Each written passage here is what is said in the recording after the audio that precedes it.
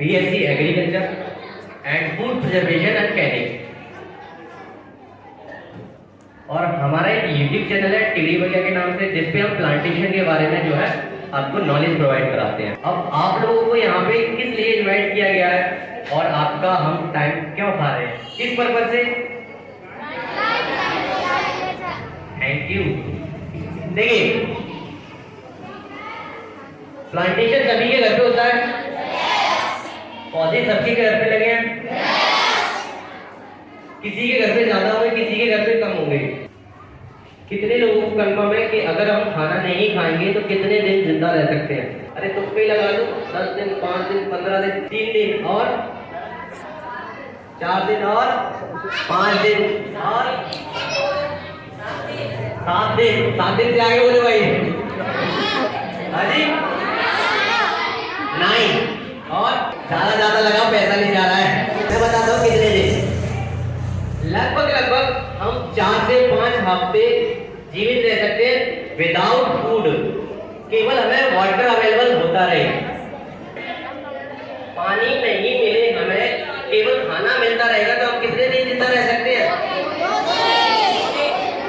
2 दिन, 3 दिन और 5 दिन, 6 दिन, है ना?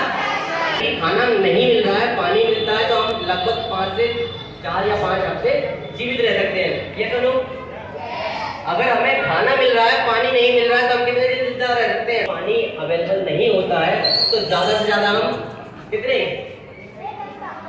1 हफ्ते, लगभग अप्रॉक्स जो है 1 वीक का जो है जो ह्यूमन है वो जीवित रह सकता है विदाउट वाटर। जैसा लोग, तो सबसे इम्पोर्टेंट चीज जो है हमारे जिंदा रहने के लिए वो क्या है? उस पर ही हमारा फोकस नहीं है या नहीं है? क्योंकि हमें खाना दिखता है, पानी दिखता है, बट जो मोस्ट इम्पोर्टेंट चीज है वो है ऑक्सीजन। और ऑक्सीजन हमें कहां से मिलती है? कहां से? पेड़ों से। आप लोगों के लिए एक प्रोग्राम हमने डिजाइन किया है जिसका नाम है war of greenery. War of greenery यानी कि एक तरीके से एक हरियाली के लिए युद्ध। तो हम कोशिश कर रहे हैं कि जितने भी हमारे आसपास के स्कूल्स हैं, कॉलेजेस हैं, सोसाइटीज हैं, हम वहां जाकर इस इवेंट को रखें और इस इवेंट में हम प्लांटेशन के बारे में लोगों को जानकारी दें और अवेयर करें। तो इसी प्रोग्राम को हमने आज आपके स्कूल में तैयार किया है और आपके लिए कुछ ऐसे टॉपिक्स हैं जिनको हम आज क्लियर करके चलेंगे कि आप अपने घर में ही प्लांटेशन करना शुरू कर दें और बहुत ही कम से कम खर्चे पर। यानी कि आपके घर में जो चीजें अवेलेबल है, जो फालतू चीजें पड़ी हुई हैं, उनसे ही आप क्या कर पाएंगे? प्लांटेशन कर पाएंगे, गार्डनिंग कर पाएंगे। यहाँ तक कि आप अपने घर पर ही बहुत सारे फल, फूल, सब्जियां तक उगा पाएंगे। सबको पता है कि भैया हमको पैसा कमाना है, किस लिए? दूसरों के काम आ जाए या हमारे काम आ जाए, है ना? जगह लेनी है ताकि हम घर बना लें इसमें और क्या कर पाए? रह पाए उसमें। बट कोई ये नहीं सोचना चाहता है कि हम प्लांट लगाएं जिससे क्या हो? ऑक्सीजन पैदा हो और जो हमें तो जिंदा रखे ही रखे, साथ में आस पड़ोस को भी जिंदा रखे। ये सब लोग तो कोशिश करेंगे आज से प्लांटेशन करना। अब जो क्रिएटिव आइडियाज है डिटेल में जानना चाहते हैं तो उसके लिए हमारे चैनल पर विजिट करना पड़ेगा आपको। उसके लिए आपको सर्च करना होगा क्या? आवाज नहीं आई? यस, वहां जाकर के आप क्रिएटिव आइडियाज देख सकते हो। ग्रो करने के लिए सबसे पहली चीज होती है उसका ग्रोइंग मीडिया, जिसमें हमें सीड्स ग्रो करना है। नॉर्मल लोग क्या करते हैं? मिट्टी में सीड्स को ग्रो करते हैं। सीड्स कभी भी जो है मिट्टी में ग्रो नहीं किया जाता है, क्योंकि अगर आप मिट्टी में ग्रो करते हैं तो उसका टाइम बहुत बढ़ जाता है, समय बहुत ज्यादा लग जाता है। यानी कि आप जब मिट्टी में सीड्स को ग्रो करने डालते हैं तो अप्रॉक्स 1 हफ्ता टाइम ले लेता है उसको ग्रो होने में।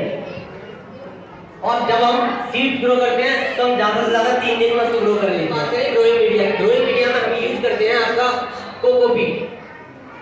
अगर इसको हम वाटर में शक करने को करने के लिए भेज देंगे तो शायद एक जो बड़ा बैग होता है, जो आपको लगता होता है ना, उसमें भी नहीं आएगा ये। ठीक है, ये जो कोकोपीट है ना, सबसे पहली चीज कहता है ये वाटर कंटेन करता है। वाटर समझते हैं आप? है ना? पानी को होल्ड करके रखता है, जिससे क्या होता है? सीड में मॉइस्चर बना रहता है, सीड गीले रहते हैं और वो जल्दी से ग्रो हो जाते हैं। तो सबसे पहली चीज होती है कि आप जो भी सॉइल मीडिया बना रहे हैं उसको क्या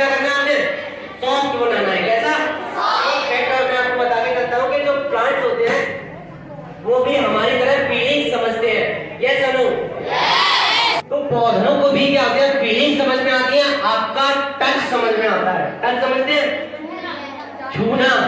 अगर आपके घर में पौधे हैं वो ग्रोथ नहीं कर रहे तो आपको कुछ नहीं करना है, उनको जैसे नॉर्मल आप वाटर पानी खाना दे रहे हैं वो चलाते रहिए, बस उनके साथ फीलिंग अटैच कर दीजिए, उनको छूना शुरू कर दीजिए, उनकी धूल साफ करना शुरू कर दीजिए। इस तरीके से आपके प्लांट्स भी क्या होंगे, बहुत अच्छे से ग्रो होने लग जाएंगे। दो तरीके के होते हैं, एक होते हैं इंडोर और एक होते हैं आउटडोर।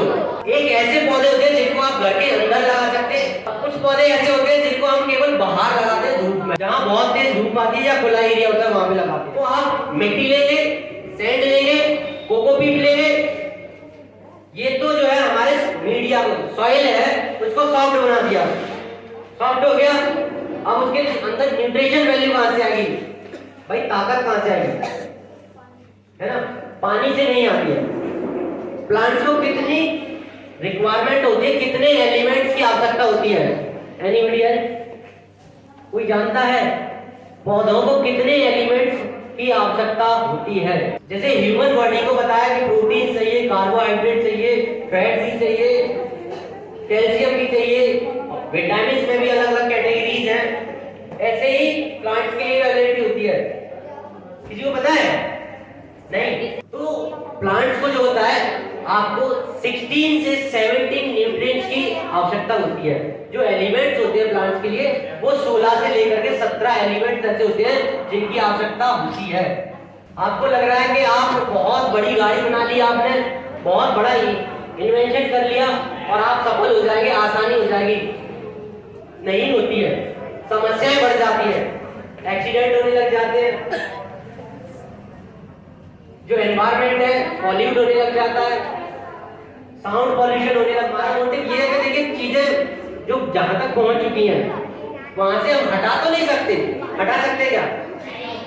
बिल्कुल खत्म नहीं कर पाएंगे, तो कोशिश करते हैं उसको कम करने की, कम कर सकते हैं हम उसको, ठीक है। तो न्यूट्रिशन के लिए हम यूज करेंगे वर्मी कंपोस्ट। चाय पत्ती देखी आपने? घर में जब चाय बना लेते हैं उसके बाद जो चाय पत्ती बचती है सेम ऐसी होती है, बट ये चाय पत्ती नहीं है, ये गोबर है। ठीक है सर?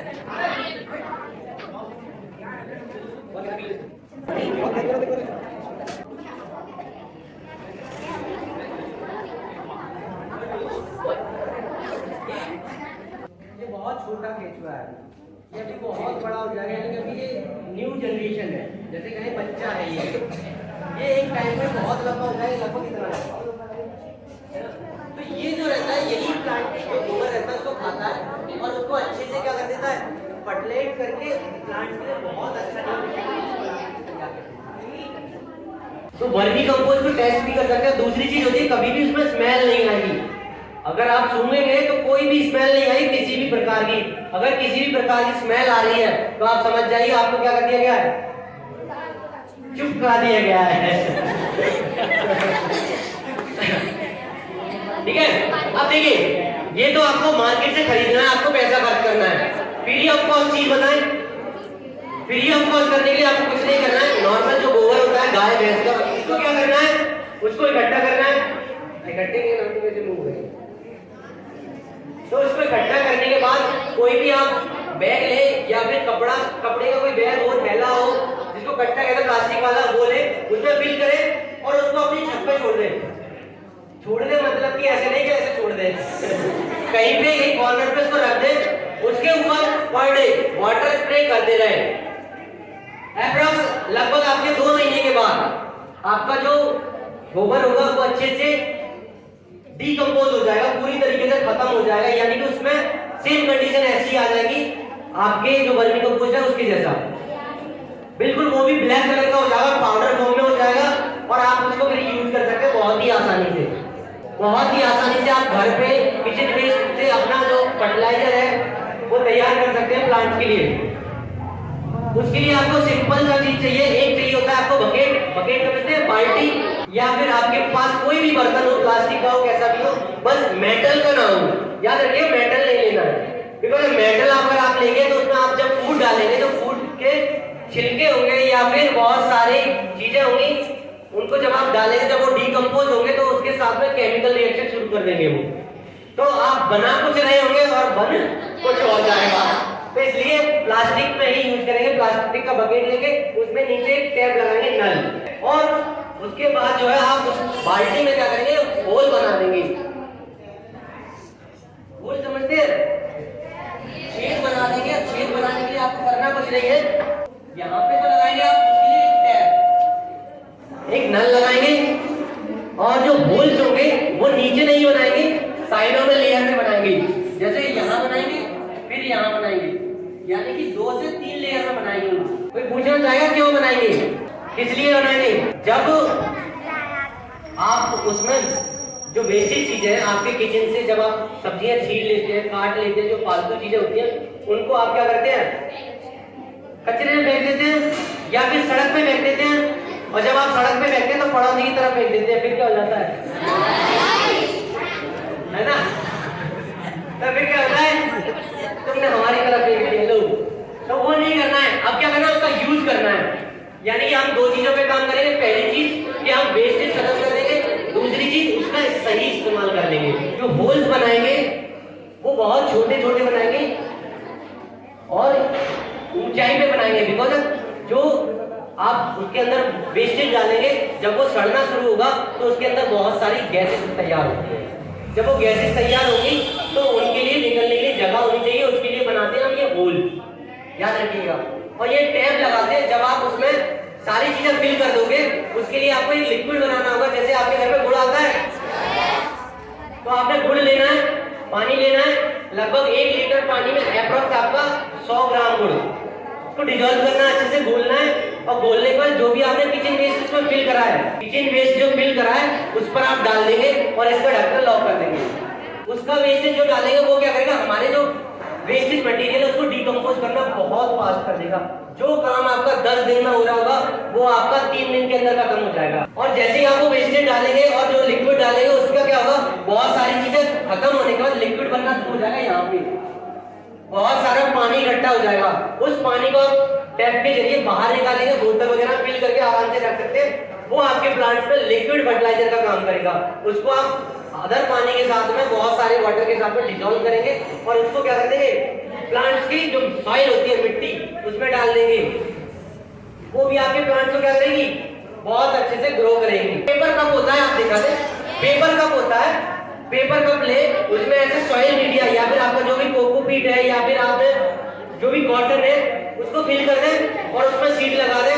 पहले इसमें होल भी बनाने हैं नीचे, ध्यान रखिएगा। जो कप है, पेपर कप है, उसमें होल बनाने हैं। होल बनाने के बाद उसमें कोकोपीट का मिक्सचर जो है उसको फिल कर देना है और उसमें सीड लगा देना है। और वो सीड ग्रो हो जाएगा। जब पौधा आपको 25 दिन का हो जाएगा, लगभग इतना बड़ा पौधा हो जाएगा, आप उसको क्या करेंगे, निकालेंगे और दूसरे गमले में ट्रांसप्लांट कर देंगे। ये बहुत ही आसान और लो प्राइस है, यानी ज्यादा खर्चा भी नहीं होगा, प्लांट भी ग्रो हो जाएगा। जो बड़े पेड़ होते हैं वो नाइट में ऑक्सीजन देना बंद कर देते हैं। कभी आपने अपने घर में, परिवार में, गांव में ये सुना होगा कि पेड़ों के नीचे नहीं सोना चाहिए नाइट में, क्योंकि भूत आ जाता है। ऐसे ही कहा जाता नहीं, पर कारण जो होता है, मेन साइंटिफिक रीजन जो होता है वो ये होता है कि प्लांट्स भी क्या करना शुरू कर देते हैं, कार्बन डाइऑक्साइड को छोड़ना शुरू कर देते हैं। कहते हैं वहां चला जाएगा पीपल के पेड़ पे, बोले कुछ भी हो जाए वहां नहीं जाऊंगा। मेन कारण यही होता है कि हम उस पीपल के पेड़ को नुकसान ना पहुंचाए, बिकॉज वो क्या होता है, वो 24 आवर्स में हमें ऑक्सीजन प्रोवाइड करा रहा होता है। अगर हम उसको नुकसान पहुंचाएंगे तो वो हमारे एनवायरमेंट को ही नुकसान हो रहा है। इसलिए हमको ऐसा फील करा दिया था कि डर है, वहां नहीं जाना है, जिससे लोग उसको हानि ना पहुंचाए। कारण बस इतना सिंपल सा होता है। तो अगर आप पौधा नहीं लगाना चाहते तो बिल्कुल मत लगाइए, पर आपको जो पौधा लगा हुआ दिख रहा है या आपके आसपास अवेलेबल है उसकी सेफ्टी करना शुरू कर दीजिए। ये आपका सबसे बड़ा योगदान होगा हमारे इस छोटे से कंट्रीब्यूशन के साथ में, जो है वॉर ऑफ ग्रीनरी के लिए। ठीक है, आप पौधे लगाते हैं, अच्छी बात है, नहीं लगा पाते तो आप बचाना शुरू कर दिए। आप बचा भी नहीं पाते तो आप लगा दीजिए, दूसरे व्यक्ति को कह दीजिए भैया तुम लगा नहीं पाओगे, इसकी देखभाल करना शुरू कर दो। आपको ये नहीं जानकारी होगी कि आपके घर में भी बहुत सारे हार्मोन टॉक्सिन्स होते हैं, वो रिलीज हो जाते हैं। आपके घर में फर्नीचर आता है नया नया, फर्नीचर आता है, बनवाते हैं, लगभग 1 से 2 महीने की उसकी स्मेल आती रहती है। आप जब भी दरवाजा खोलते हैं तो क्या हो जाता है, स्मेल आती है। तो कोई कहते हैं कैसी स्मेल आ रही है, तो आप बोलते हैं हम तो नया नया सोफा लाए हैं इसीलिए आ रही है। ये सुनो, और जब मम्मी किचन में कढ़ाई चलाती है तब तो पूरा मोहल्ला पेट भी खड़ा हो जाता है ना। बोले क्या बनना है, दाल पकड़ी है। ये सुनो, अब देखिए इन दोनों चीजों में बात क्यों कर रहा हूँ। जो हमारा फर्नीचर आता है, जब हमारा नया फर्नीचर आता है उसमें बहुत सारे केमिकल का पेस्ट या फिर स्प्रे होता है। उनसे क्या होता है, बहुत सारे टॉक्सिन या हानिकारक जो तत्व होते हैं वो पैदा हो जाते हैं, और वो पैदा होकर के हमारे जो घर होता है उसके एनवायरमेंट में घूमते रहते हैं, और वो हमारी सांस के साथ आते जाते रहते हैं। और उनमें सबसे ज्यादा जो खतरनाक एलिमेंट होता है वो फॉर्मेल्डिहाइड होता है। अगर आप गूगल भी करके देखेंगे ना फॉर्मेल्डिहाइड, तो आपको पता चल जाएगा किस किस चीजों से आपके घर में होता है। आने वाले टाइम में आप ऐसी ऑक्सीजन की बोतल भी खरीदना शुरू कर देंगे अगर आप ऐसे ही लापरवाह बने रहे। आपके स्कूल में हम 5 पौधे अपनी तरफ से प्रोवाइड करा कर जाएंगे। जहां तक कोशिश होगी हम इंडोर